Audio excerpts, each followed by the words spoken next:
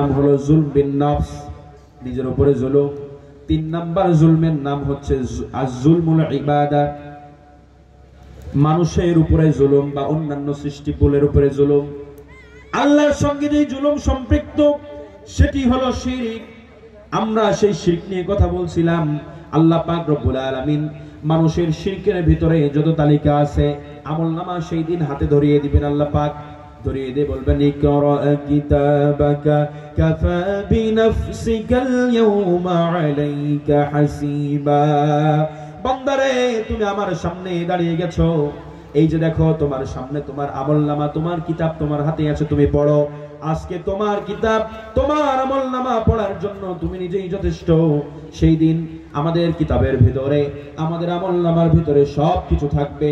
আল্লাহ পাক যদি বলেন, বান্দা তোর এই আমলনামার ভিতরে, তোর কিতাবের ভিতরে যতগুলো পাপের তালিকা রয়েছে সমস্ত পাপ আমি ক্ষমা করে দেব, তবে একটি পাপ আমি ক্ষমা করব না। আল্লাহ পাক যদি কথা বলে বসেন তাহলে ওই পাপের নাম হবে শিরক। জোরে বলেন, কি হবে? শিরক। আল্লাহ পাক রব্বুল আলামিন বান্দার সমস্ত অপরাধগুলো তিনি বান্দা হিসাবে ক্ষমা করে দেবেন। শিরকের গুনাহ কোন অবস্থাতেই তিনি ক্ষমা করবেন না। ইন্নাল্লাহা লা ইয়াগফিরু আন ইউশরাকা বিহি, আল্লাহ পাক বলছেন, তিনি নিজে ঘোষণা দিয়েছেন, কোরআনের বক্তব্য হলো তিনি কখনো তাদেরকে ক্ষমা করবেন না। এই পৃথিবীতে হায়াত যতদিন আছে, বেঁচে যতদিন আছেন, শিরক যদি করে থাকেন ফিরে আসতে হবে আল্লাহ রাব্বুল আলামিনের কাছে, অনুতপ্ত হতে হবে, তার কাছে ক্ষমা চাইতে হবে। এরপর শিরকের অনেকগুলো প্রকার রয়েছে, এগুলো বিস্তারিত সময় হলে বললে ভালো হতো। 1 নাম্বার শিরক হচ্ছে শিরক ফির রুবুবিয়াত। আল্লাহ রাব্বুল আলামিন তিনি যে আমাদেরকে রব, তিনি যে আমাদের রব, পালন কর্তা, তিনি আমাদের রিজিক দেন সময় মতো। মায়ের পেটে কখন কি অবস্থায় আমাদেরকে থাকতে হবে এই দায়িত্ব পালন করেন কে? কোন সময়টাতে মায়ের পেট থেকে দুনিয়ার এই পৃথিবীতে, দুনিয়ার বুকে ভূমিষ্ঠ হতে হবে, নির্দিষ্ট সময় ওই বান্দাকে, ওই ছোট্ট বাচ্চাকে যিনি এই পৃথিবীর আলো দেখান তিনি কে? এরপরে ওই বাচ্চাকে কতদিন পর্যন্ত মায়ের বুকের দুধ খাইতে হবে এই দুধের ব্যবস্থা করে দেন কে? এরপরে ওই বান্দা জীবনভর যতদিন পৃথিবীতে জীবিত থাকবেন ততদিন পর্যন্ত তার কোথায় রিজিকের দরকার, কোথায় পোশাকের দরকার, কোথায় খাবারের দরকার, কোথায় কোন জিনিসটা দরকার, এই প্রয়োজন, এই দরকার যিনি মিটান তিনি কে? উপস্থিতি আমার, আল্লাহ পাক এজন্যই তিনি আমাদের রব। আর এই সকল ক্ষেত্রে যখন আপনি খাবারের জন্য, পোশাকের জন্য, রিজিকের জন্য যখন আপনি পৃথিবীর কারো দ্বারস্থ হবেন, আল্লাহকে ভুলে গিয়ে যখন মানুষের শরণাপন্ন হবেন, এটি হবে শিরক। এবং আল্লাহ রাব্বুল আলামিন তিনি যে পালনকর্তা, তিনি যে আপনার রব, রুবুবিয়াতের একচ্ছত্র মালিক যে তিনি, এখানে আল্লাহর সঙ্গে ওই পৃথিবীর বান্দাকে শরীক করা হবে। আল্লাহ পাক এটি পছন্দ করেন না। 2 নাম্বার বড় শিরক হচ্ছে আশ-শিরক ফিল আসমাই ওয়াস সিফাত। আল্লাহ রাব্বুল আলামিনের অসংখ্য সিফাতি নাম রয়েছে, আল্লাহ রাব্বুল আলামিনের অগণিত সুন্দর সুন্দর নাম রয়েছে। তিনি রহমান, তিনি রহিম, তিনি গফুর, তিনি সাত্তার, এই সমস্ত নাম রয়েছে। রহমান, রহিম, দয়ালু, দাতা, রিজিক দাতা, এগুলো একমাত্র কে? আওয়াজ দিয়ে বলেন কে? পৃথিবীবাসীকে আপনি যদি চিন্তা করেন, মনে করেন ওই বান্দা আমার জন্য দয়াময়, ওই বান্দা আমার জন্য খাবার দেবে, ওই বান্দা আমার রিজিক দেবে, এই চাকরি আমার রিজিকের ব্যবস্থা করে দেয়, এই কোম্পানি আমার রিজিকের ফয়সালা করে দেয়। প্রিয় ভাইরা আমার, যদি আপনি চাকরিকে, ব্যক্তিকে রাজ্জাক মনে করে থাকেন, কোন ব্যক্তিকে যদি আপনি আল্লাহর গুণের সঙ্গে মিলিয়ে থাকেন, কোন ব্যক্তিকে যদি মনে করে থাকেন তিনি গায়েব জানেন, কোন ব্যক্তিকে যদি আপনি মনে করে থাকেন আল্লাহর যে সমস্ত শক্তি রয়েছে, ক্ষমতা রয়েছে, পাওয়ার রয়েছে, গুণ রয়েছে, এগুলো আরেকজনেরও রয়েছে, এটার নাম কি? শিরক। এটার নাম শিরক। এবং এই শিরকের নাম দেওয়া হয়েছে শিরক ফিল আসমাই ওয়াস সিফাত। 3 নম্বর যে শিরক উল্লেখ করা হয়েছে আশ-শিরক ফিল উলুহিয়াত। আল্লাহ পাক রব্বুল আলামিন এই গোটা জাহানের সৃষ্টিকর্তা, তিনি একমাত্র ইলাহ, তিনি একমাত্র ইবাদত পাওয়ার যোগ্যতা রাখে। পৃথিবীর আর কেউ আপনার কপালের সিজদা পাওয়ার অধিকার রাখে না। পৃথিবীর আর কেউ আপনার কাছ থেকে আল্লাহ বাদে কেউ কোনো করুণার সুরে আহ্বান রাখার যোগ্যতা রাখে না। কারো কাছে গিয়ে আপনি ধর্ণা দেবেন, খাবার চাইবেন, রিজিক চাইবেন, এই অধিকার পৃথিবীবাসী কাউকে দেননি আল্লাহ রাব্বুল আলামিন। প্রিয় ভাইরা আমার, এজন্য শিরকের বিষয়ে আমাদেরকে সব সময় সতর্ক থাকতে হবে। ভাইরা, শিরক আমাদের সমাজে পচে গেছে, ভরে গেছে, সমাজের রন্ধ্রে রন্ধ্রে শিরক আমাদের ঢুকে গেছে। এই শিরক নিয়ে যদি কথা বলা হয়, পুরোপুরি একটা আলোচনা করা সম্ভব। আমি তত বিস্তারিত বলবো না। আমাদের গ্রামগঞ্জের মাহফিলগুলোর একটা আলাদা ঐতিহ্য আছে, সেটি হচ্ছে যে সমস্ত আলোচকরা আসবেন তারা সুন্দর করে একটু শর্ট দিয়ে ভালোভাবে একটু কাহিনী বলবেন। হ্যাঁ, ঠিক কিনা? হোক সেটা কোরআন হাদিসেরই কাহিনী হোক বা বানানো কাহিনী গল্প হোক, শুনতে ভাল লাগে, ঠিক কিনা? তো এই যে বিষয়, যে সমস্ত বিষয়ে আমরা কথা বলছি, এই বিষয়গুলো অত্যন্ত গুরুত্বপূর্ণ, কিন্তু আমাদের কাছে হয়তো ভালো লাগবে না। এজন্য একটু মনোযোগ দিবেন, শুনবেন। এখানে জুলুম কোনগুলো আমাদের জন্য, এই আয়াতের প্রেক্ষিতে আমরা ব্যাখ্যা করছি। যে আল্লাহ পাক বলেছেন যে আল্লাযীনা আমানু লাম ইয়ালবিসু ঈমানুহুম বিজুলমিন, যে সমস্ত মানুষরা ঈমান এনেছে এবং তাদের ঈমানের সাথে তারা কখনো জুলুমকে সংমিশ্রণ করে দেয় নাই, তারাই একমাত্র নিরাপত্তা এবং হেদায়েত পাবে। তাহলে আমাদের এটা জানা দরকার আছে কিনা যে জুলুম কোনগুলো। আল্লাহ পাক আপনাকে নিরাপত্তা দিতে চায়, শান্তি দিতে চায়, হেদায়েত দিতে চায়। এখানে তিনি শর্ত অনলি ওয়ান একটি উল্লেখ করেছেন, সেটি হচ্ছে বান্দা তুই তোর ঈমানের সাথে জুলুমকে সংমিশ্রণ করিস না। যদি পারিস তাহলে আমি তোকে নিরাপত্তা দেব, হেদায়েত দেব। আল্লাহ রাব্বুল আলামিন যদি কাউকে নিরাপত্তা দেয়, আল্লাহ রাব্বুল আলামিন যদি কাউকে হেদায়েত দেয়, তাহলে তার ঠিকানা কোথায় বলেন তো? জান্নাত। এই জান্নাত আমরা পেতে চাই না? এজন্য প্রথম জুলুম হচ্ছে শিরক। জীবনভর প্রতিজ্ঞাবদ্ধ থাকবেন, যেখানে শিরক হয়, এই শিরকের জুলুম হয়। ইন্নাশ শিরকা লাযুলমুন আযীম। এই পৃথিবীতে আল্লাহ পাক কোরআনে বলেছেন সবচাইতে বড় জুলুম, সবচাইতে বড় অপরাধ হচ্ছে শিরক। এজন্য এখান থেকে সাবধান থাকতে হবে। আপনার পরিবারের মানুষদেরকে এখান থেকে বাঁচিয়ে রাখবেন, নিজে বেঁচে থাকবেন। আমাদের বলা হয় অনেক সময় যে ছোট বাচ্চার যেই পুরুষাঙ্গ, চোখে কিছু হয়েছে, চোখ হঠাৎ করে জ্বলা শুরু হয়ে গেছে, চোখ উঠছে, ছোট ছেলের পুরুষাঙ্গ ঠেকালে নাকি চোখ ভালো হয়ে যায়। আছে না কুসংস্কার? এটা কি বলেন তো? শিরক। আমি অল্প কিছু নোট করছি, বেশি না। বলতে গেলে এইরকম শিরকের তালিকা শত শত চলে আসবে। আমি অল্প কিছু বলছি, আপনারা এই জাতীয় যত কুসংস্কার আছে এগুলো থেকে বেঁচে থাকবেন। নিজে বাঁচতে চাইলে, আল্লাহ রাব্বুল আলামিনের রোষানল থেকে, তার ক্রোধ থেকে, রাগ থেকে বাঁচতে চাইলে অন্তত শিরক আগে ত্যাগ করতে হবে। প্রিয় উপস্থিতি আমার, এই যে ব্যাঙ ডাকলে বৃষ্টি হয়, আছে না? এরপরে ঘর থেকে বের হয়ে যদি প্রথমে কোনো বিধবা নারীর দিকে নজর পড়ে, তাহলে ওই দিনটা নষ্ট, অথবা আমারও স্ত্রী বিধবা হয়ে যাবে, অথবা আমার সন্তান হবে না। এই কুসংস্কার আছে কিনা? ডান হাতের তালু যখন চুলকায় তখন কি আসে বলেন তো? কি আসে? এটা কি ঠিক না ভুল? ভুল। জীবনে দেখছেন যে হাতের তালু চুলকায় অথচ আপনি টাকা পাইছেন? এটা একটা মানে বানোয়াট বক্তব্য। হিন্দুরা তাদের মূর্তির সামনে কি প্রণাম করছে কেন? তারা তার কাছে রিজিক চাচ্ছে, খাবার চাচ্ছে, বৃষ্টি চাচ্ছে, সবকিছু চাচ্ছে। কার কাছে যাচ্ছে বলেন তো? মূর্তির কাছে যাচ্ছে। কিন্তু মূর্তির কাছে চাওয়ার ফলে ওই বৃষ্টি, ওই খাবার, ওই রিজিক, তাদের ওই দোয়াগুলো কবুল হচ্ছে কিনা? কিন্তু এই খাবার দেয় কি আসলে? আল্লাহ পাক দেয়। আপনার হাত কেন চুলকায় সেটা আপনি জানেন, কিন্তু টাকা যে একটু পর আসে, এই টাকার ব্যবস্থা করে দেয় কে? তার মানে আপনার হাত চুলকানোর সাথে টাকা আসার কোনো সম্পর্ক নাই। এরপরে বলা হয় যে মহিলাদেরকে, বিশেষ করে আমাদের মা বোনদের ভিতরে শিরকের প্রচলন অনেক বেশি, যে পেটে যখন বাচ্চা থাকবে তখন ওই মাকে কোনো অবস্থাতেই কোনো কিছু জবেও করা যাবে না। শুনছেন না? প্রিয় বন্ধু, এগুলো শিরক। এগুলো থেকে আমাদেরকে বেঁচে থাকতে হবে। দোকানের শুরুতেই বাকি দেওয়া যাবে না, সন্ধ্যাবেলা বাকি দেওয়া যাবে না, সকালে বাকি দেওয়া যাবে না, সন্ধ্যার সময় কাউকে টাকা ঋণ দেওয়া যাবে না, ধার দেওয়া যাবে না।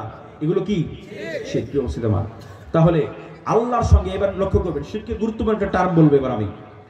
আল্লাহর সঙ্গে কোনো কিছুকে অংশীদার করা যদি শিরক হয়, আল্লাহর সঙ্গে যাবতীয় তার সিফাত, তার যে শরীয়তি ব্যবস্থা, সবকিছুতে অন্য কাউকে যদি অংশীদার করানো হয়, এটার নাম যদি শিরক হয়, তাহলে আল্লাহ রাব্বুল আলামিন এই পৃথিবীবাসী কিভাবে চলবেন, কিভাবে কাজ করবেন, এই পৃথিবীতে কোন মেথডোলজি অনুযায়ী, কোন কিতাবের ভিত্তিতে এই মানুষ চলবে, পৃথিবী ব্যবস্থাপনা চলবে, আল্লাহ পাক এই গ্রন্থ দিয়েছেন না দেন নাই? একটু বুঝবেন, মাথা দিয়ে বুঝবেন। এই কোরআন আল্লাহ পাক রব্বুল আলামিন দিয়েছেন। কেন দিয়েছেন? এই কোরআনের ভিতরে রাজনীতি আছে, সমাজনীতি আছে, অর্থনীতি আছে, সবকিছু আছে। সবকিছু আছে, অল ইন অল সবকিছু আছে। কিন্তু আমরা যখন আল্লাহ রাব্বুল আলামিন কোরআনের আরেকটি দিন, আর দিন শব্দের একাধিক অর্থ রয়েছে। দিন অর্থ যেমন জীবন ব্যবস্থা, দিন অর্থ যেমন ধর্ম, দিনের একটি অর্থ হচ্ছে আর দিন আর সিয়াসিয়া, দিনের আরেকটি অর্থ হচ্ছে দিনের মানে হলো রাজনীতি। দিন মানে কি? ওয়াইদ ক্বালা রাব্বুকা লিল মালাইকাতি ইন্নী জাইলুন ফিল আরদি খলিফা। আল্লাহ পাক বলছেন যে আমি ফেরেশতাদেরকে বলছেন আমি পৃথিবীতে কিছু মানুষ পাঠাতে চাই যারা পৃথিবীতে গিয়ে রাজনীতি করবে। কি করবে? এই বক্তব্য শুনে কি চমকে গেলেন নাকি? এতদিন শুনছি যে আমি খলিফা পাঠাবো, আর আজকে এই ছেলে বলছে যে তারা গিয়ে রাজনীতি করবে। প্রিয় উপস্থিতি আমার, আপনি যদি দিনকে পূর্ণাঙ্গ মানতে চান, ইসলামকে যদি আপনি পরিপূর্ণ বুঝতে চান, তাহলে আপনি কি এটা বলতে চান যে দিনের ভিতরে অর্থনীতি আছে, সমাজনীতি আছে, পরিবার নীতি আছে, শুধু একটি নেই, সেটি রাজনীতি? বিষয়টি কি এমন? এমন নয়। এটি পশ্চিমা সংস্কৃতি, পশ্চিমা যে সমস্ত ভুয়া বস্তা পচা রাজনীতিবিদ রয়েছে, তারা মুসলিমদেরকে আলাদা রাখার জন্য, মুসলিমদেরকে বিশ্ব নেতৃত্ব থেকে ফারাক করার জন্য তারা মুসলিমদের এক শ্রেণীর ভিতরে এই তথ্য ঢুকিয়ে দিয়েছে যে দিন মানে হচ্ছে শুধুমাত্র মসজিদে বসে, মাদ্রাসায় বসে আল্লাহ আল্লাহ করা, জিকির করা, আর এই পৃথিবী চালাবে, ইউনিয়ন পরিষদ পরিচালনা করবে, সংসদ পরিচালনা করবে, রাষ্ট্র পরিচালনা করবে, পৃথিবীর নেতৃত্ব দেবে অন্যান্য জেনারেল মানুষরা, বিধর্মীরা। এই তথ্য আমাদের মাথার ভিতরে ঢুকে দেওয়া হয়েছে, পুশ করানো হয়েছে অনেক আগে। এই জন্য আজকের যুগে বসে আমরা অনেক আলেম ওলামা মনে করি যে রাজনীতি হচ্ছে দিনের একটা আলাদা পার্ট, সরি, দিনের ভিতর থেকে রাজনীতির কোনো সম্পৃক্ততা নেই। কিন্তু দিনের একটি অর্থই হচ্ছে আর দিন আর সিয়াসিয়া, দিন হচ্ছে রাজনীতি। আল্লাহ রাব্বুল আলামিন বলেছেন ওয়াইদ ক্বালা রাব্বুকা লিল মালাইকাতি ইন্নী জাইলুন ফিল আরদি খলিফা। আমি পৃথিবীতে কিছু মানুষ পাঠাতে চাই যারা পৃথিবীতে গিয়ে কি করবে? বলেন কি করবে? রাজনীতি করবে। রাজনীতির অর্থ কি? তারা এই পৃথিবীতে এসে আল্লাহর প্রতিনিধিত্ব করবে। কার প্রতিনিধিত্ব করবে? এই পৃথিবীতে আমরা দেখেছি দাদার প্রতিনিধিত্ব করেছে, তারা ভারতের প্রতিনিধিত্ব করেছে, কেউ আমেরিকার প্রতিনিধিত্ব করেছে, কেউ মানব রচিত বিধানের প্রতিনিধিত্ব করেছে। আল্লাহ পাক বলেছেন আমার যারা বান্দা হবে আমি তাদেরকে এই পৃথিবীতে পাঠাবো, তারা আমার প্রতিনিধিত্ব করবে। কি করবে তারা? বলেন আল্লাহর প্রতিনিধিত্ব করবে। আল্লাযীনা ইম্মাক্কান্নাহুম ফিল আরদি আকামুস সালাতা ওয়া আতাউজ যাকাতা ওয়া আমারু বিল মা'রুফি ওয়া নাহাউ আনিল মুনকার ওয়ালিল্লাহি আকিবাতুল উমুর। জোরে বলেন আল্লাহু আকবার। আল্লাহ পাক বলেন আমার যারা রাজনীতি করবে, আমার যারা খেলাফতের দায়িত্ব পালন করবে, তারা যদি রবের প্রকৃত পক্ষে খেলাফতের দায়িত্ব পায় তাহলে তারা কাজ করবে চারটা। জোরে বলেন কয়টা? আকামুস সালাত, প্রথমে তারা নামাজ কায়েম করবে। ওয়া আতাউজ যাকাত, তারা এই পৃথিবীতে যাকাত ব্যবস্থাকে কার্যকর করবে। ওয়া আমারু বিল মা'রুফ, তারা সৎ কাজের আদেশ দেবে, মানুষদেরকে সৎ কাজের দিকে আহ্বান করবে। ওয়া নাহাউ আনিল মুনকার, এবং মানুষদেরকে ধরে ধরে অসৎ কাজ থেকে বাধা প্রদান করবে। প্রিয় উপস্থিতি আমার, তাহলে আমরা বলছিলাম এই পৃথিবীতে আল্লাহর সঙ্গে শিরক যদি আপনি করতে পারেন, বাচ্চা দিতে পারেন কে? আল্লাহ। যদি মনে করেন বাচ্চা দিতে পারে পীর, এটা যদি শিরক হয়। রিজিকের মালিককে যদি মনে করেন রিজিক দেওয়ার একমাত্র মালিক আল্লাহ, আর কোন মানুষের কাছে রিজিক চাইলে যদি সেটার নাম শিরক হয়। আপনার চাকরি, আপনার হায়াতের মালিক, আপনার হায়াত দেওয়ার মালিক যদি আল্লাহকে মনে করেন, আর অন্য মানুষের কাছে হায়াত চাকেও যদি শিরক মনে করেন, তাহলে দেখেন এই পৃথিবী পরিচালনার জন্য আল্লাহ পাক আইন দিয়েছেন। আল্লাহর আইন দিয়েছেন কিনা? দিয়েছেন কিনা বলেন। কিন্তু যদি আপনি পৃথিবী পরিচালনার ক্ষেত্রে আল্লাহর আইনকে বাদ দিয়ে মানুষের আইনগুলোকে মেনে নেন, মানুষের আইনকে যারা প্রমোট করে, জাতীয়তাবাদকে প্রমোট করে, গণতন্ত্রকে প্রমোট করে, সমাজতন্ত্রকে প্রমোট করে, এরপরে পুঁজিবাদকে প্রমোট করে, পৃথিবীতে যত বস্তা পচা আদর্শ রয়েছে এগুলোর যারা ধারক বাহক, আপনি যদি আল্লাহর বিধান বাদ দিয়ে, কোরআনের বিধান বাদ দিয়ে, আল্লাহর আইন বাদ দিয়ে যদি আপনি সেই দিকে ধাবিত হন, সেইটার নাম কি? বলেন, বুঝেননি আমার কথা? প্রিয় উপস্থিতি আমার, তাহলে এইটাও শিরক। রিজিক দেওয়ার মালিক যদি আল্লাহ হয় এবং অন্য কারো কাছ থেকে রিজিক চাওয়ার নাম যদি শিরক হয়, আইন দেওয়ার মালিকও আল্লাহ, কিন্তু আল্লাহর এই আইন না নিয়ে আপনি যখন অন্য কারো আইন নিচ্ছেন, তাহলে আইনগতভাবে আল্লাহর সাথে আপনি শিরক করছেন কিনা? এবার ক্লিয়ার? ক্লিয়ার? এতটুকু বোঝার চেয়েছি আমি। এইবার আসেন আমাদের দ্বিতীয় জুলুম। প্রথম জুলুমের নাম কি বলেছি? শিরক, এবং শিরকের প্রকারভেদ আমরা যতটুকু পেরেছি আলোচনা করেছি। এইবার আসেন আল্লাহ পাক বলছেন যে আমাদের জুলমের দ্বিতীয় প্রকার হচ্ছে জুলমুন নাফস, নিজের প্রতি জুলুম করা। আমরা অসংখ্য জুলুমবাজদেরকে দেখেছি, যে সমস্ত মানুষরা জুলুম করে এই দেশ ছেড়ে চলে গেছে, দিনের পর দিন রাতের পর রাত জুলুম করেছে। আশ্চর্য হয়ে যায় এই সমস্ত জালিমরা এখনো পর্যন্ত সাহস পায় কিভাবে মিডিয়ায় এসে সামনে এসে আবারও মায়া কান্না করে যে আমি গরিবদের জন্য কাজ করেছি, গরিবদেরকে ভালোবেসেছি, গরিবদেরকে খাবার দিয়েছি, এটাই কি আমার ভুল ছিল? অথচ দিনের পর দিন নিরপরাধ মানুষদেরকে ঘরে থাকতে দেওয়া হয় নাই। দিনের পর দিন নিরপরাধ মানুষদেরকে নির্দোষে গ্রেফতার করে সেই জেলখানায় নিয়ে যে ভরে রাখা হয়েছে। নিরপরাধ মানুষগুলোকে অন্যায়ভাবে ধারাবাহিকভাবে একের পর এক ফাঁসি দিয়ে অন্যায়ভাবে হত্যা করা হয়েছে। কোরআনের পাখি আল্লামা দেলোয়ার হোসেন সাঈদীকে, নির্দোষ মানুষকে বিগত 1 বছর আগে ইনজেকশন পুশ করে তাকে হত্যা করা হয়েছে। প্রিয় উপস্থিতি আমার, অল্প কিছুদিন আগে তারা বিগত কিছুদিন আগে বছরের পর বছর ধরে কাউকে 7 বছর, কাউকে 8 বছর আয়না ঘরে বন্দি রেখে নিজেদের পরিবার থেকে, স্ত্রী সন্তান থেকে, এই দেশের আলো বাতাস থেকে, সবুজ শ্যামল এই বনভূমি থেকে, দেশ থেকে যারা মানুষদেরকে নিয়ে অন্যায়ভাবে নৃশংসভাবে যারা ফ্যাসিবাদ কায়েম করেছিল, তারা যখন এখন এসে আবারও শোনায়, গল্প শোনায় আমি গরিবদেরকে ভালোবেসেছিলাম, গরিবের অধিকার ফিরিয়ে দিয়েছিলাম, এটি মুনাফিকি বক্তব্য ছাড়া আর কিছুই হতে পারে না। প্রিয় উপস্থিতি আমার, বাংলার মানুষের কাছে প্রতীয়মান হয়ে গেছে আপনি কত বড় জালিম ছিলেন। এই বাংলাদেশের মাটিতে এখনো পর্যন্ত নাক দিয়ে ঘ্রাণ নিলে শহীদের রক্তের ঘ্রাণ পাওয়া যাবে। এই বাংলাদেশে এখনো যদি আমরা নাক দিই, এই জমিনে যদি আমরা এখনো ঘ্রাণ নিই, তাহলে অসংখ্য শহীদের, অসংখ্য ব্যক্তির, মৃত ব্যক্তির রক্তের ঘ্রাণ এই জমিন থেকে বেশি আসবে। প্রিয় উপস্থিতি আমার, কত মানুষকে আজকে নিখোঁজ করে রাখা হয়েছে। পাশে ইসলামী বিশ্ববিদ্যালয়, এখান থেকে আমাদের 2 জন ভাইকে 2012 সালে গুম করা হয়েছে, এখনো পর্যন্ত কোনো খবর নাই, এখনো পর্যন্ত তাদের কোনো খবর মেলেনি। দেশের জন্য কাজ করেছেন, মানবতার জন্য কাজ করেছেন, এই সমস্ত ভুয়া গল্পগুলো মানুষ আর শুনতে চায় না। বাংলাদেশে যত বিল্ডিং হয়েছে, যত সেতু হয়েছে, যত উন্নয়ন হয়েছে, সরকার ব্যবস্থায় যদি অন্য কেউ থাকতো, হতো না? করতে হতো না? তাহলে কেন শুধু শুধু এগুলোকে সামনে হাজির করা হয়? নাকি শুধু বাংলাদেশেই হচ্ছে, অন্য কোনো দেশে আর উন্নয়ন হচ্ছে না?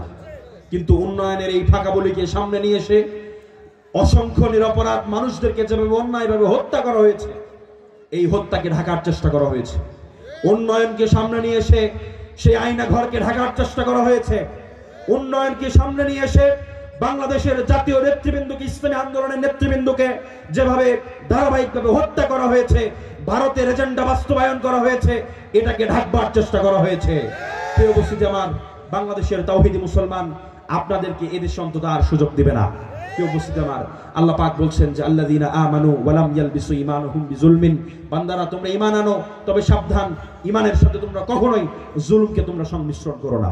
প্রিয় উপস্থিতি আমার, কিন্তু এই সমস্ত ফ্যাসিবাদী, এই সমস্ত মানবতা বিরোধী অপরাধ, তারা কথিতভাবে যাদেরকে মানবতা অপরাধী বলতো, তাদের পক্ষে মানবতা বিরোধী অপরাধের কোনো প্রমাণ নেই, ঠিক কিনা? কিন্তু আজকে অসংখ্য প্রমাণ এই বাংলাদেশের প্রত্যেকটি মানুষের হাতে রয়েছে, যারা তাদেরকে মানবতা বিরোধী অপরাধী হিসেবে মামলা দায়ের করতে পারে। উপস্থিত আমার, তারা এই জুলুম করেছে, এ পরিমাণ জুলুম করেছে। আমরা ছাত্র মানুষ, নওগাঁ থেকে পড়তে এসেছি, আপনার এলাকায় পড়তে এসেছি, আপনার এখানে জুমার নামাজ পড়াতাম আমি বছরখানেক আগে, কিন্তু এরপরেও পাশে থাকতাম। বিগত 6 মাস, বিগত বছরের 6টি মাস শেষে থাকতে দেওয়া হয় না, এনাদেরকে অ্যারেস্ট করে নিয়ে চলে গেছে। আমরা কি অপরাধ করেছিলাম? থাকতে দেওয়া হলো না। আজকে পুলিশ প্রোটেকশন দিয়ে, পাহারা দিয়ে যে সমস্ত আমাদের কাজকর্মগুলোকে পাহারা দিচ্ছে, সেখানে তো আর নাশকতা বিরোধী কোনো অপরাধ পাচ্ছে না। আগে কোথায় পেত? এই সমস্ত জালিমরা, তারা ইসলামকে ভয় পেত, মুসলিমদেরকে ভয় পেত, মুসলিমদের সেই দীপ্ত ঈমানকে তারা ভয় পেত। তারা বিশ্বাস করত, তারা জানতো যে ঈমানদারদেরকে যদি কোনোভাবে সুযোগ দেওয়া হয়, এই মুসলিমরা এমন ভাবে একতাবদ্ধ হবে, তাদের জুলুমের সেই কালো দাঁত ভেঙে চুরমার হয়ে যাবে। এজন্য আসুন আমরা অনেক সময় নিজেদের প্রতিও জুলুম করি। নিজেদের প্রতি জুলুম করতে আল্লাহ পাক নিষেধ করেছেন। আদম আলাইহিস সালাম নিজের প্রতি জুলুম করেছেন। আদম আলাইহিস সালামকে আল্লাহ পাক জান্নাতে রেখেছিলেন, তিনি সেখানে গন্ধম ফল ভক্ষণ করেছেন, আল্লাহ পাক তাকে পৃথিবীতে নামিয়ে দিয়েছেন। তিনি নিজের উপরে জুলুম করে দোয়া পড়েছেন, রব্বানা যালামনা আনফুসানা ওয়া ইল্লাম তাগফির লানা ওয়া তারহামনা লানাকুনান্না মিনাল খাসিরিন। আল্লাহ তাআলা নিজের প্রতি জুলুম করে ফেলেছি, তুমি আমাদেরকে ক্ষমা করে দাও, তুমি ছাড়া আর কেউ ক্ষমা করতে পারে না, যদি তুমি ক্ষমা না করো তাহলে আমরা ক্ষতিগ্রস্ত হয়ে যাব। প্রিয় উপস্থিতি আমার, নিজের প্রতি জুলুমের দ্বিতীয় প্রকার হচ্ছে আমরা যদি গুনাহ করি, পাপ কাজ করি, এটা কার উপরে জুলুম করা বলেন? গুনাহ করলে যাবেন কোথায়? জাহান্নামে। আপনি যাবেন না অন্য কেউ যাবে? তাহলে গুনাহ করার কারণে আপনি যদি জাহান্নামে যান, জুলুমটা কার প্রতি করলেন? নিজের প্রতি করলেন। আল্লাহ পাক বলছেন, ওয়াল্লাযীনা ইযা ফাআলু ফাহিশাতান আও যালামু আনফুসাহুম যাকারুল্লাহ ফাস্তাগফারু লিযুনুবিহিম। নিজের প্রতি অপরাধ যদি হয়ে যায়, নিজের প্রতি যদি জুলুম করে ফেলেন, তাহলে সঙ্গে সঙ্গে আল্লাহ পাক বলছেন, আমার কিছু বান্দা আছে, আমার কিছু বান্দা আছে, ওয়াল্লাযীনা ইযা ফাআলু ফাহিশাতান আও যালামু আনফুসাহুম, যখন তারা নিজেদের উপরে জুলুম করে বসে, অন্যায় কোনো কথা মুখ দিয়ে বের করে ফেলে, অন্যায় কোনো কাজ করে ফেলে থাকে, তখন তারা সঙ্গে সঙ্গে কি করে? যাকারুল্লাহ, কার স্মরণ করে? আল্লাহর স্মরণ করে। ফাস্তাগফারু লিযুনুবিহিম, এবং সঙ্গে সঙ্গে যারা আল্লাহর কাছে নিজেদের জুলুমের জন্য ক্ষমা চায়। প্রিয় উপস্থিতি আমার, এরপর জুলুমের পরের স্তর হচ্ছে আল্লাহর যে সমস্ত বিধান দিয়েছেন আল্লাহ পাক, শরীয়তের যেই সীমারেখা দিয়েছেন, শরীয়তের যে নির্দিষ্ট গণ্ডি দিয়েছেন, ইসলামের যেই বাউন্ডারি আল্লাহ পাক দিয়েছেন, এই বাউন্ডারি আপনি কোন অবস্থাতেই ক্রস করতে পারবেন না। যদি আপনি এই বাউন্ডারি ক্রস করেন, আল্লাহর বিধান যদি আপনার কাছে ভালো না লাগে, তাহলে নিজের প্রতি জুলুম করবেন আপনি। আল্লাহ রাব্বুল আলামিন এই বিষয়ে চমৎকার ভাবে বলেছেন, তিলকা হুদুদুল্লাহি ফালা তা'তাদুহা ওয়া মান ইয়াতা'আদ্দা হুদুদাল্লাহি ফাউলাইকা হুমুজ যালিমুন। আল্লাহ পাক বলেন, আমি তোমাদেরকে যেই দিনের সীমারেখা দিয়েছি, দিনের যে বাউন্ডারি দিয়েছি, কোন অবস্থাতেই তোমরা দিনের এই বাউন্ডারি অতিক্রম করো না, কোন অবস্থাতেই আল্লাহর দিনের বাইরে তোমরা যেও না। আছে না যে আল্লাহর দিনের বাউন্ডারি, আল্লাহর দিনের এই সীমা ভালো লাগে না। কোথায় কোন পশ্চিমা সংস্কৃতি, কোথায় সেই দাদা বাবুদের সংস্কৃতি, এগুলো ভালো লাগে।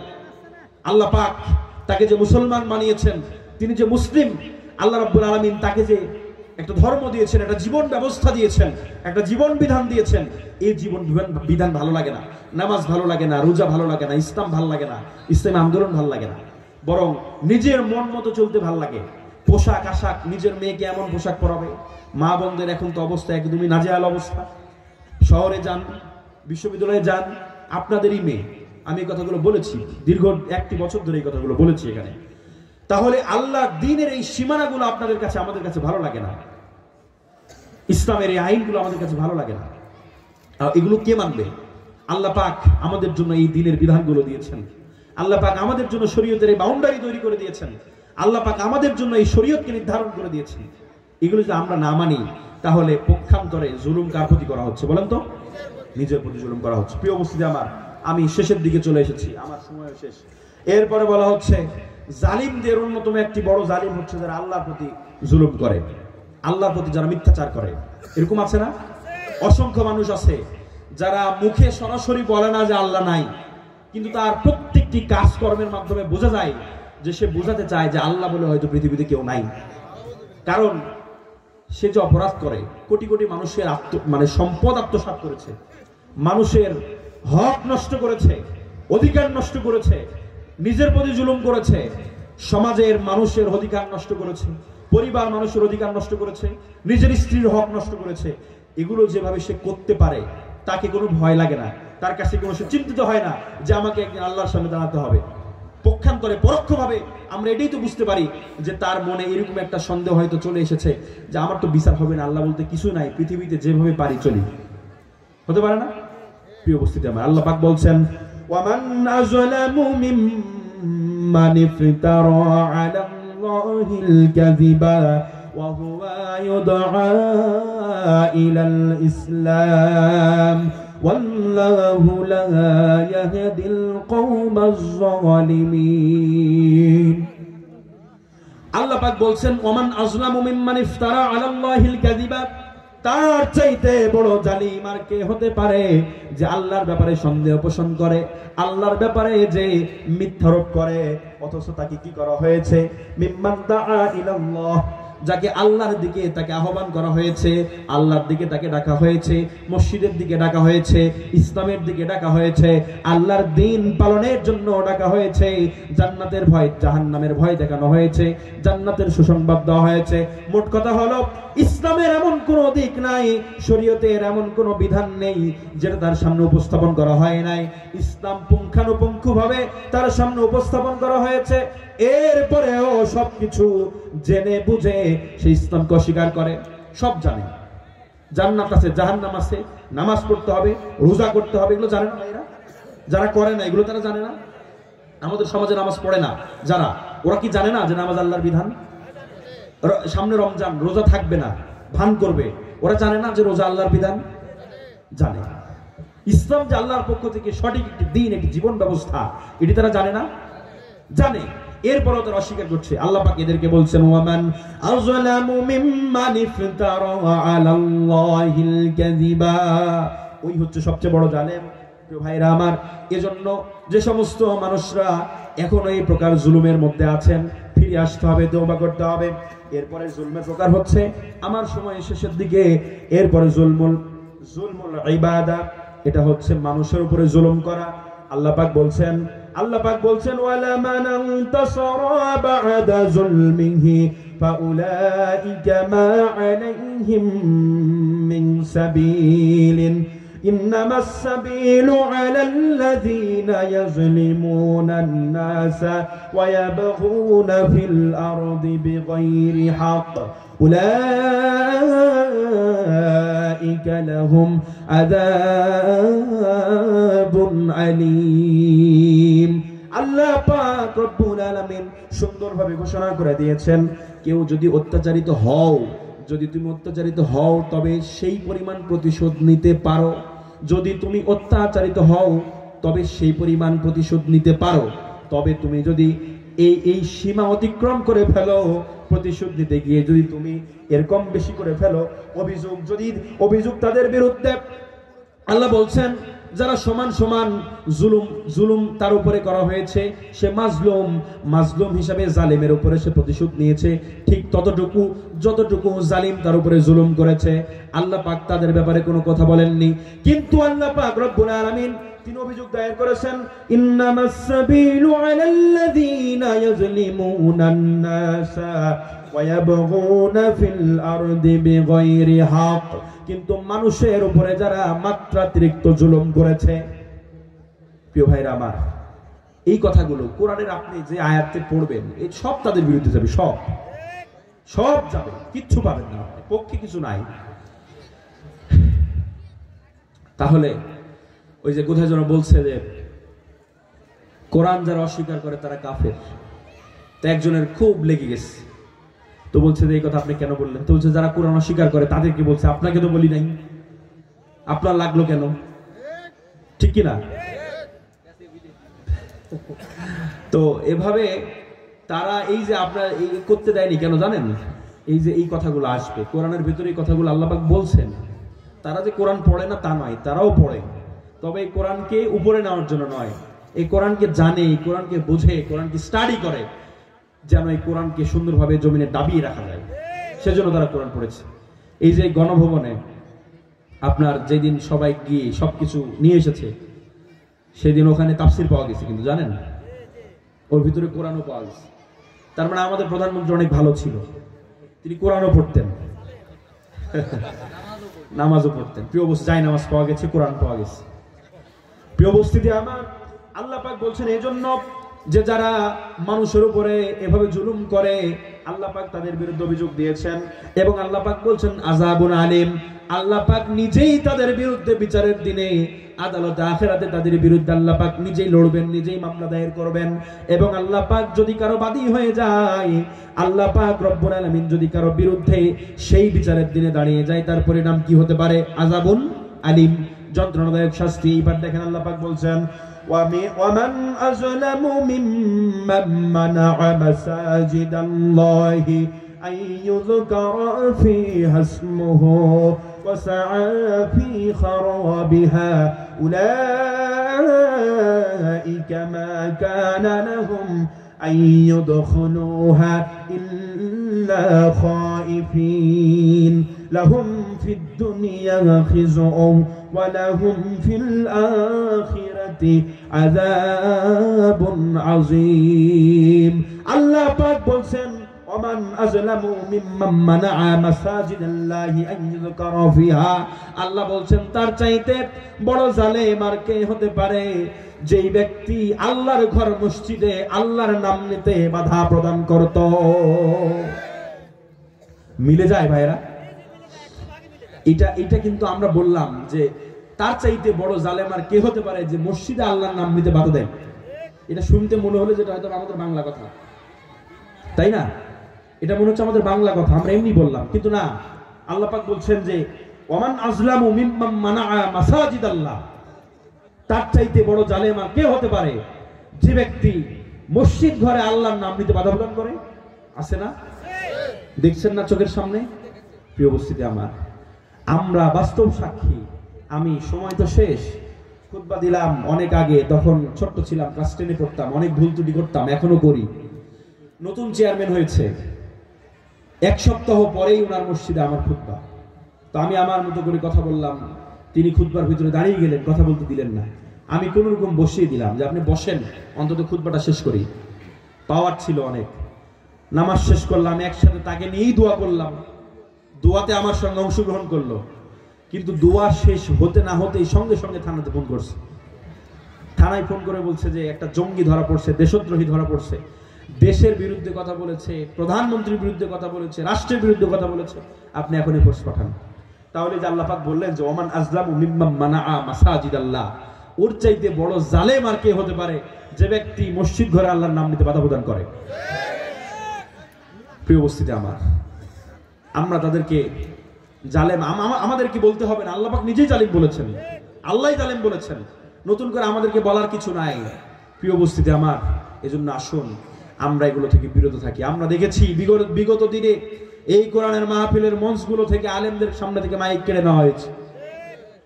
আপনার জেলার সন্তান, বাংলাদেশের একজন গর্ব মুফতি আমির হামজা, তাকে এখানে ঢুকতে দেওয়া হয় নাই। আমি এখানে থাকতে অনেক স্বপ্ন দেখতাম যে ওনাকে একবার নিয়ে আসবো, ভাইদেরকে বলছিলাম, তো বললো যে আপনি পারবেন না, এখানে নিষেধ আছে। আল্লাহ পাক এই কথাগুলো বলছেন যে তার চাইতে বড় জালেম আর কি আছে। অথচ তার কি করা উচিত ছিল? উলাইকা মা কানা লাহুম আন ইয়াদখুলুহা ইল্লা খাইফিন। ওই জালেমদের উচিত ছিল তারা মসজিদে নম্রভাবে, ভীত সন্ত্রস্ত ভাবে আল্লাহকে ভয় করে প্রবেশ করবে। বুঝছেন কিনা? তাদের উচিত ছিল তারা মসজিদে, মাদ্রাসাতে, মাহফিলগুলোতে সুন্দরভাবে বিনয়ের সাথে আসবে, বিনয়ের সাথে বসবে, কোরআনের সাথে বেইনসাফি করবে না, কোরআনের সাথে গাদ্দারি করবে না, কোরআনের সাথে বেয়াদবি করবে না, আলেমদের সাথে বেয়াদবি করবে না। এটা তাদের উচিত ছিল। আল্লাহ পাক বলছেন যে খায়ফিন, তারা ভীত সন্ত্রস্ত হয়ে থাকার কথা ছিল এখানে। ওদেরকে যদি মাইক দেন, মাইক দেওয়ার সঙ্গে সঙ্গে আউযুবিল্লাহ বিসমিল্লাহ ঠিক নাই, এরপর বলবে যে দিন সম্পর্কে তেমন ভালো কিছু জানি না, বলে না? শুরুতেই বলে যে আমরা দিনের ইসলামের অত কিছু জানি না, ভুল ত্রুটি মাফ করবেন। তাহলে ওখানে যে নত হচ্ছে, আল্লাহ পাক বলছেন যে খায়ফিন, বেটা তোরা তো ইসলাম সম্পর্কে জানিস না, কোরআন পড়তে পারিস না, হাদিস পড়তে পারিস না, তুই কিভাবে একজন আলেমকে অসম্মান করতে পারিস? আল্লাহ পাক বলছে যে উচিত ছিল, ওই জালেমের উচিত ছিল যে সে ভীতভাবে, নরমভাবে, যেহেতু সে কিছু জানে না, সুন্দরভাবে আসবে। কিন্তু আল্লাহ পাক এরপর কি বলছেন দেখেন, লাহুম ফিদ দুনিয়া খিজু ওয়া লাহুম ফিল আখিরাতি আযাবুন আযীম। এই জালেমেরা তারা ভীত তো হয় নাই, বরং তারা মাসাজিদাল্লাহ, আল্লাহর ঘরে তারা বাধা প্রদান করেছে, মাহফিলের মঞ্চগুলোকে নিজেদের মতো করে নিয়ন্ত্রণ করছে। তারা ভীত হয় নাই, পাওয়ার দেখিয়েছে, ক্ষমতা দেখিয়েছে।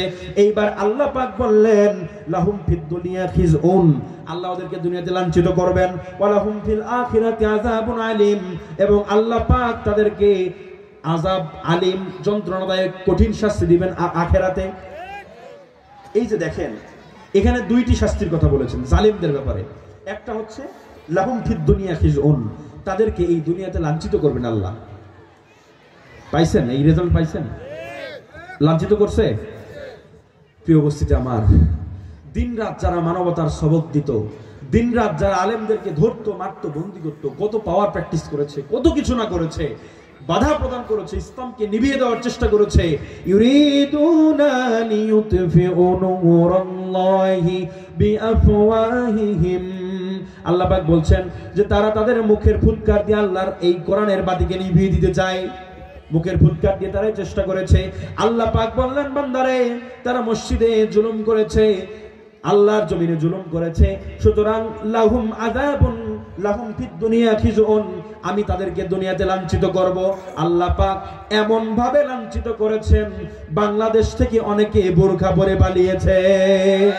প্রিয় উপস্থিতি আমার, আল্লাহ পাক এমন ভাবে লাঞ্ছিত করেছেন, একটা সময় সবচাইতে সিকিউরিটি দেওয়া হতো, যেই বাসায় সবচাইতে হাই সিকিউরিটি মেনটেন করা হতো, পুলিশ, চৌকিদার, আর্মি সব সময় থাকতো, সেই বাড়ি এখন পরিত্যক্ত, ওজার গৃহ, টয়লেটের মতো হয়ে পড়ে আছে। প্রিয় উপস্থিতি আমার, আল্লাহ পাক তাদেরকে লাঞ্ছিত করেছেন। কোরআনের এই বক্তব্য সত্যতা পাইছেন? এখন শুধু বাকি আছে, কি বাকি আছে? লাহুম ফিল আখিরাতি আযাবুন আযীম, আল্লাহ পাক তাদেরকে যে দুনিয়ার আযাব, আখিরাতে তাদেরকে যে আযাব দেবেন, জাহান্নামে তাদেরকে পচিয়ে পচিয়ে মারবেন। ওয়াসিকাল্লাযীনা কাফারু ইলা জাহান্নামা যুমারা হাত্তা ইযা জাউহা ফুতিহাত আবওয়াবুহা ওয়া ক্বালা লাহুম খাযানাতুহা আলাম ইয়াতিকুম রাসূলুম মিনকুম ইয়াতলুনা আলাইকুম আয়াতি রাব্বিকুম ওয়া ইউনযিরুনাকুম লিকাআ ইয়াউমিকুম হাযা ক্বালু বালা।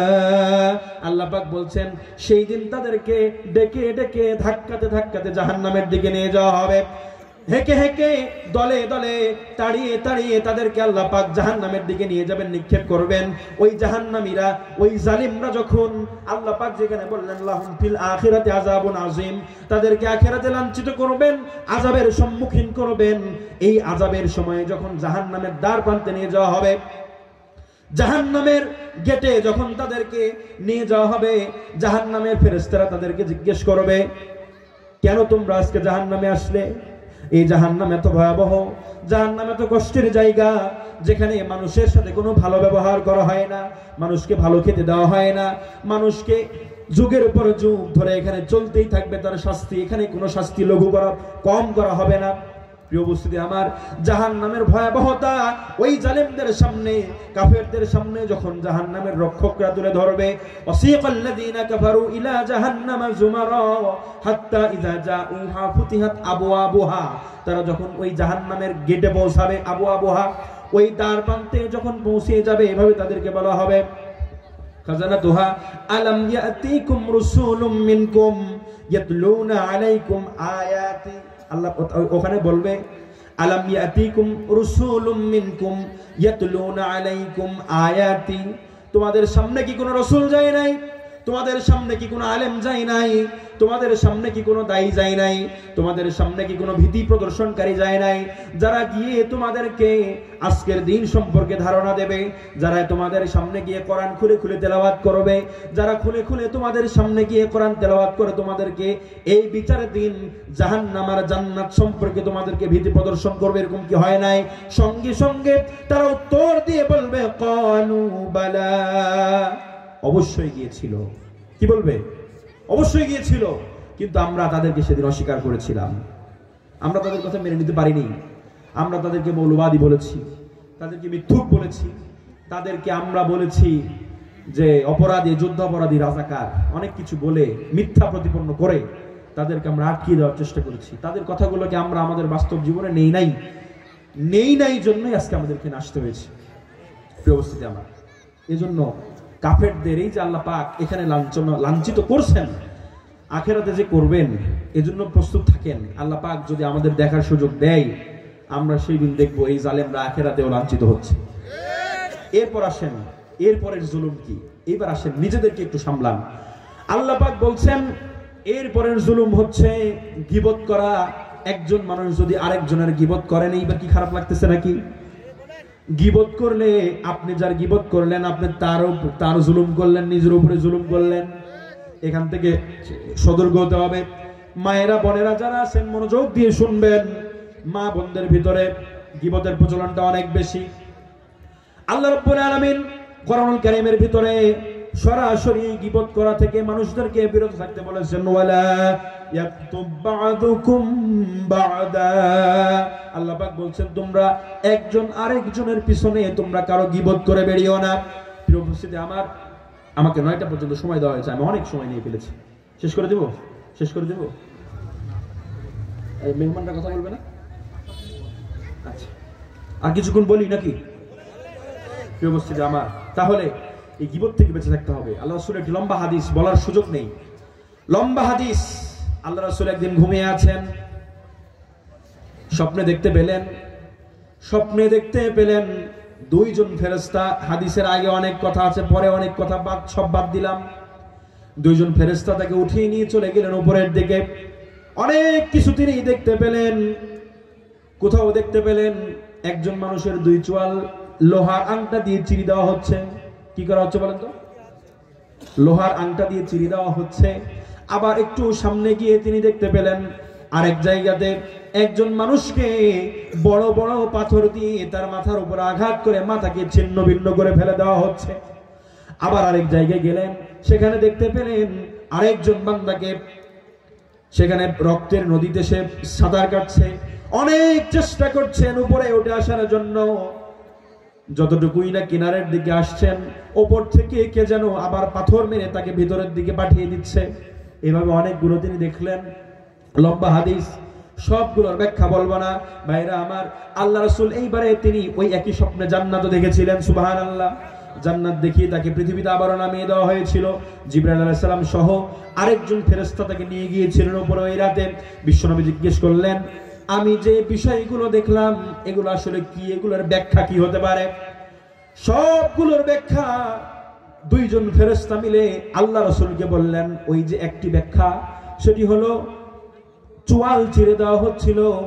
আল্লাহ রাসূলকে বলা হয়, রাসূলুল্লাহ, যেই ব্যক্তির চোয়াল চিরে দেওয়া হচ্ছিল বারবার একটু পর চোয়াল ভালো হয়ে যাচ্ছে, আবার ভালো হয়ে গেলে আবার লোহার আংটা দিয়ে চোয়ালটাকে ছিঁড়ে ফেলা হচ্ছে, ওটা হচ্ছে আপনার উম্মতের একজন, নাউজুবিল্লাহ, সেই ব্যক্তি হচ্ছে আপনার উম্মতের অন্তর্ভুক্ত এমন একজন উম্মত যে পৃথিবীতে সর্বাবস্থায় মানুষের গীবত করে বেড়াতো। সমাজের ভিতরে যত দ্বন্দ্ব ফাসাদ সৃষ্টি হয়েছে, যত গোলযোগ সৃষ্টি হয়েছে, ভাইয়ে ভাইয়ে মারামারি হয়েছে, পরিবারের ভিতরে দ্বন্দ্ব লেগেছে, দেশের ভিতরে দ্বন্দ্ব লেগেছে, সমাজের ভিতরে দ্বন্দ্ব লেগেছে, পিছনের ইন্ধন যেটি তার নাম হলো গীবত। এই গীবত করেছে। আল্লাহ পাক এই গীবতের ব্যাপারে আরেক জায়গাতে বলেছেন, আল্লাহ পাক বলেন কি, তোমরা কেন আজকে এই জাহান্নামে এসেছো? ক্বালু লাম নাকু মিনাল মুসাল্লিন, তারা বলবে আমরা পৃথিবীতে নামাজ পড়তাম না। ওয়ালাম নাকু মিনাল মুসাল্লিন, পৃথিবীতে আমরা মানুষদেরকে ওয়ালাম নাকু মিনাল মুসাল্লিন, ক্বালু লাম নাকু মিনাল মুসাল্লিন ওয়ালাম নাকু নুতঈমুল মিসকিন, আমরা এতিম মিসকিনদেরকে খাবার দিতাম না।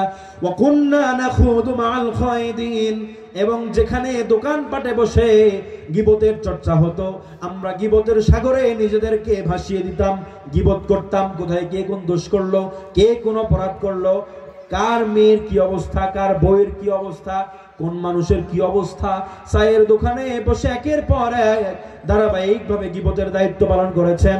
আল্লাহ পাক সেই দিন বলবেন এই জাহান্নামীরা যে আমরা জাহান্নামে আসার তৃতীয় কারণ হলো আমরা পৃথিবীতে মানুষের গীবত করতাম। নাউজুবিল্লাহ। আল্লাহ পাক আমাদেরকে এই গীবত থেকে বেঁচে থাকার তৌফিক দান করুন, আমিন। প্রিয় উপস্থিতি আমার, আরেকজনকে তুচ্ছ তাচ্ছিল্য করার কোনো সুযোগ নেই, এটিও জুলুম। আপনি আরেকজনকে মন্দ নামে ডাকতে পারবেন না। একজন একটু খাটো মানুষ বলে তাকে আপনি খাটো বলতে পারবেন না। একজন বেশি লম্বা বলে আপনি তাকে লম্বা বলতে পারবেন না। একটু কালো বলে আপনি তাকে কালো, সাদাকে সাদা, সে যেটা বললে কষ্ট পাবে আপনি ওইটা তাকে বলতে পারবেন না। এটা হচ্ছে জুলুম।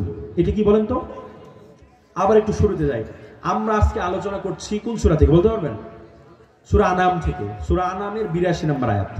সেখানে আল্লাহ পাক বলেছেন যে আমি তোমাদেরকে নিরাপত্তা এবং হেদায়েত দিতে চাই, বিনিময়ে তোমরা তোমাদের ঈমানের সাথে জুলুমকে মিশ্রণ করে দিও না। জুলুমকে যে আল্লাহ তাআলা মিশ্রণ করতে নিষেধ করেছেন, এজন্য আমরা জুলুম সম্পর্কে জানতেছি আজকে। তাহলে জুলুম কয় প্রকার বলছিলাম? 3 প্রকার। প্রথম জুলুম কি বলেছিলাম বলেন তো? শিরক, যেটা আল্লাহর সাথে সম্পৃক্ত। দ্বিতীয় জুলুম কি বলেছিলাম? নিজের প্রতি জুলুম, নিজের নফসের প্রতি জুলুম। এরপর তৃতীয় যে জুলুম সেটা কি বলেন তো? না না, মজলুম না, সেটা হচ্ছে মানুষের সাথে যে জুলুম। আপনি আরেকজন মানুষের প্রতি জুলুম করতে পারবেন না, আপনার অধীনস্থের প্রতি আপনি জুলুম করতে পারবেন না। আমরা ইন্নাল্লাহা ইয়া'মুরু বিল আদলি ওয়াল ইহসান, আল্লাহ পাক বলছেন যে আল্লাহ পাক তোমাদেরকে আদেশ দিচ্ছেন তোমরা আদল করো, ইনসাফ করো, ন্যায় বিচার কায়েম করো, তাহলেই কেবল জুলুম থেকে নিস্তার পাওয়া যাবে। আমাদের সমাজের অধীনস্থ যারা আছে, চাকরিজীবীদের, তারা অনেকভাবে জুলুমের শিকার। আমাদের রাষ্ট্রীয়ভাবে আমরা তো জুলুমের শিকার, সেটা আলোচনার ভিতরে আমরা বলেছি একভাবে, নতুন করে বলার কিছু নাই। এরপরে আমরা সামাজিকভাবে, পারিবারিকভাবে একজন আরেকজনকে হেয় প্রতিপন্ন করতে পারবো না, তুচ্ছ-তাচ্ছিল্য করতে পারবো না, খারাপ নামে ডাকতে পারবো না। আল্লাহ পাক সরাসরি নিষেধ করেছেন, সূরা হুজরাতের ভিতরে আছে এই বিষয়ে কথা, পড়বেন পাবেন সেখানে।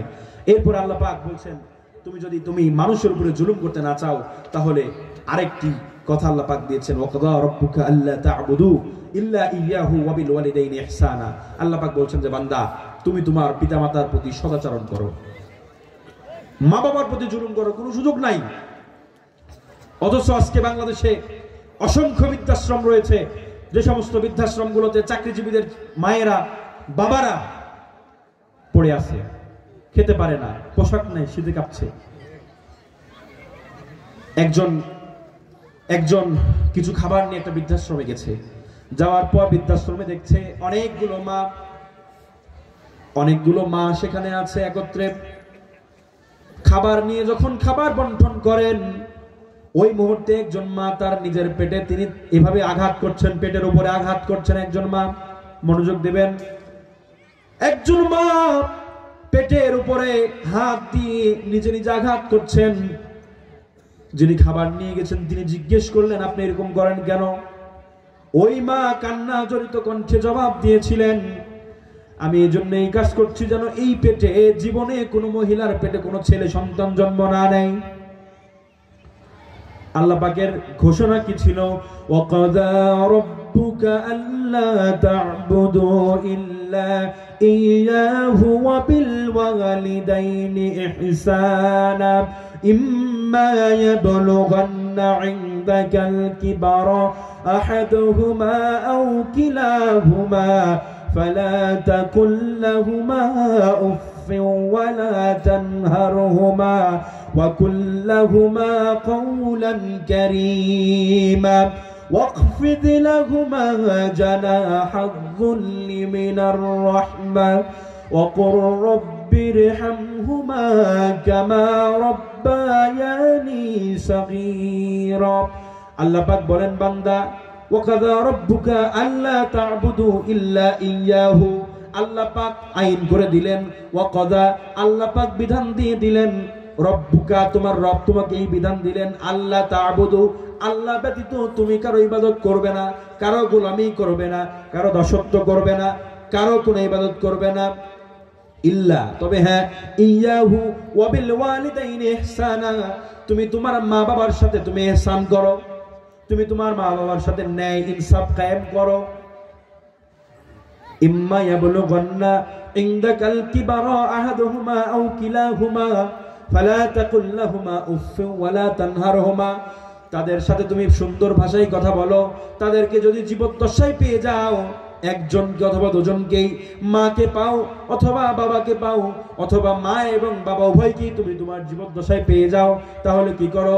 উফফিন ওয়ালা তানহারহুমা, তুমি এমন কথা বলো না যেন তোমার কথা শুনে তোমার মা শব্দটি পর্যন্ত করে। প্রিয় উপস্থিতি আমার, আজকে আমাদের সমাজে, আমাদের পরিবারগুলোতে সবচাইতে নির্যাতিত, নিপীড়িত হচ্ছে আমাদের বয়োবৃদ্ধ মা বাবারা। এখানে যারা রয়েছেন নির্যাতিত তারা বুঝবেন, সন্তান তিলে তিলে মানুষ করার পরে ওই সন্তান যখন কর্মক্ষেত্রে চলে যায়, ওই সন্তান যখন বৈবাহিক জীবনে পা রাখে, এরপরে পুরোপুরি চেঞ্জ হয়ে যায়। সবাই নয়, অধিকাংশই। ঠিক কিনা? মা বাবা ঠিক মতো খেতে পারে না, তাদের পোশাক নেই, তাদের ওষুধ নেই, কারো কাছে বলেও না। আপনি অনেক টাকা ইনকাম করেন, অনেক টাকা আয় রোজগার করেন, কিন্তু আপনার সম্মান রক্ষার্থে আপনার মা বাবা অন্য কারো কাছে আপনি যে তাকে দেখেন না এটা বলে না। তাদেরকে জিজ্ঞেস যদি করা হয় আপনি খেয়েছেন, তারা বলবে হ্যাঁ খেয়েছি, অথচ খায়নি। মাসের পর মাস অসুস্থতায় ভুগতেছে, কিন্তু কারো কাছে বলে না। প্রিয় উপস্থিতি আমার, এই দায়ভার কাদেরকে নিতে হবে বলেন? ওয়াহানান আলা ওয়াহানিন, যে পিতামাতা কষ্টের পর কষ্ট সহ্য করে আমাদেরকে লালন পালন করেছেন, 2 বছর দুধ পান করিয়েছেন। আল্লাহ পাক বলছেন, বান্দারে তুমি তোমার সেই মা বাবার সাথে খারাপ আচরণ করো না। যদি তুমি তোমার মা বাবার সাথে খারাপ আচরণ করে থাকো, এটি আরেকটি জুলুম। বলেন তো এটি আরেকটি কি? জুলুম। প্রিয় উপস্থিতি আমার, এরপরে মানুষের অধিকার কখনো নষ্ট করবেন না, এটি জুলুম। মানুষের অধিকার কোন অবস্থাতেই নষ্ট করবেন না। একজন মানুষ আপনার কাছ থেকে যতটুকু পায়, আপনি ইনসাফ ভিত্তিক তাকে তার অধিকারটুকু ফিরিয়ে দিবেন। এতদিন ধরে অসংখ্য মানবতার গান গাওয়া মানুষগুলো আমাদের কাছে এসেছে, কিন্তু তারা মানুষের অধিকার লুণ্ঠন করে সেরাদের সেরা হয়েছে। একজন মানুষ, একজন বিধবা মানুষ মাসে 3 মাসে হয়তো 2000 টাকা পাবে, 3000 টাকা পাবে, কিন্তু তাকে সেই কার্ড করে দিতে 26-25 হাজার টাকা, 20 হাজার টাকা নিয়েছে। আছে না? তাহলে এই যে মানুষের সাথে প্রহসন, মানুষের অধিকার নিয়ে ছিনিমিনি, অথচ এই 20,000 টাকা নেওয়ার চেয়ারম্যান সাহেবকে এখতিয়ার কেউ দেয় নাই। কেন তিনি নিলেন? মানুষের উপরে জুলুম করা হয়েছে, মানুষের সাথে খারাপ ব্যবহার করা হয়েছে, মানুষের প্রাপ্যতা মানুষকে দেওয়া হয় নাই। মানুষ দেখেন, মানুষের অধিকার শুধুমাত্র যে আপনি টাকা পয়সার কেন্দ্রিক এটা নয়। আপনি আপনার পরিবারের সঙ্গে থাকবেন, এটি আপনার অধিকার, এটি আপনার হক, এটি আপনি পাওনা রাখেন।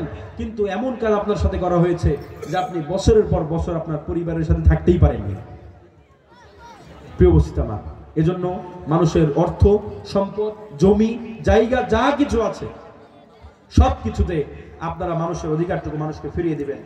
এরপরে মানুষকে কোনোভাবে অন্যায়ভাবে প্রহার করবেন না। আল্লাহ রাসূল বলেছেন, আল্লাহ রাসূল বলেছেন, মান সালিমাল মুসলিমুনা মিন লিসানিহি ওয়া ইয়াদিহি। তোমাদের ভিতরে সেই প্রকৃত মুসলমান হতে পেরেছে, আল মুসলিমু মান সালিমাল মুসলিমুনা মিন লিসানিহি ওয়া ইয়াদিহি, যে ব্যক্তির মুখ এবং হাতের থেকে আরেকজন মুসলিম ভাই নিরাপদ। বুঝতে পেরেছেন কিনা? আপনি মুখ দিয়ে অন্যায়ভাবে একজনের সাথে খারাপ কথা বলেছেন, তাহলে আপনি এখনো পরিপূর্ণ মুসলিম হতে পারেন নাই। আপনি যেই হন না কেন, আপনি যে পদের, যে রাষ্ট্রের যে দায়িত্বশীল হন না কেন, অথবা সমাজের যত নিম্ন শ্রেণীর মানুষ হন না কেন, আপনি একজনের সাথে খারাপ আচরণ করেছেন, আপনার মুখের কথায় আরেকজন মুসলিম ভাই কষ্ট পেয়েছে, মানে আপনি এখনো পর্যন্ত পরিপূর্ণ মুসলিম হতে পারেন নাই। আল মুসলিমু মান সালিমাল মুসলিমুনা মিন লিসানিহি ওয়া ইয়াদিহি।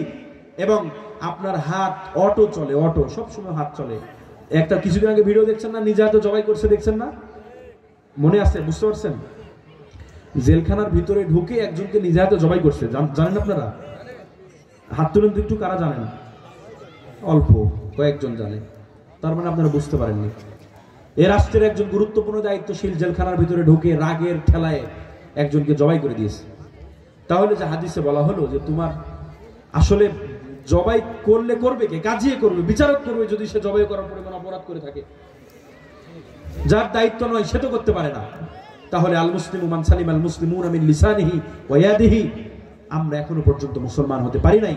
প্রিয় উপস্থিতি আমার, এজন্য আসুন আল্লাহ পাক আমাদেরকে এই কথাগুলো বোঝার তৌফিক দান করুক।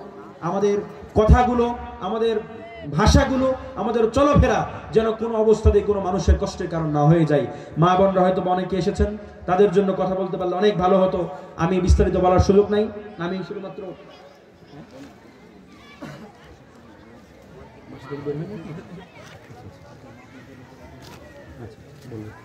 প্রিয় উপস্থিতি আমার, আল্লাহ রাসূল মা বোনদের প্রসঙ্গে কিছু কথা বলা দরকার। আল্লাহ রাসূল সাল্লাল্লাহু আলাইহি ওয়াসাল্লাম তিনি